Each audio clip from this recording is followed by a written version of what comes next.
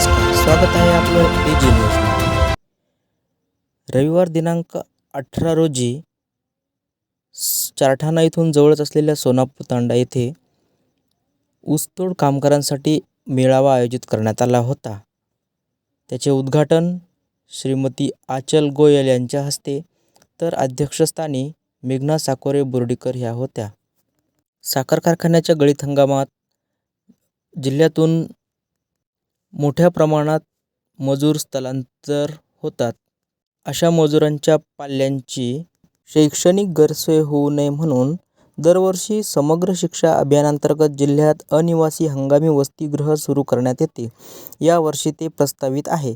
लवकरात लवकर ऊसतोड तोडणी कामगाराच्या विद्यार्थ्यांसाठी हंगामी वसतिगृह सुरू करण्याचे आदेश मुख्य कार्यकारी अधिकारी शिवानंद टाकसाळे यांनी आशा वर्कर, ग्रामविकास अधिकारी, तलाठी, शिक्षक, केंद्रप्रमुखांना दिले आहेत. या मेळाव्यामध्ये जिंतूर आपले सरकार सेवा केंद्र यांच्या वतीने कॅम्प लावण्यात आला होता.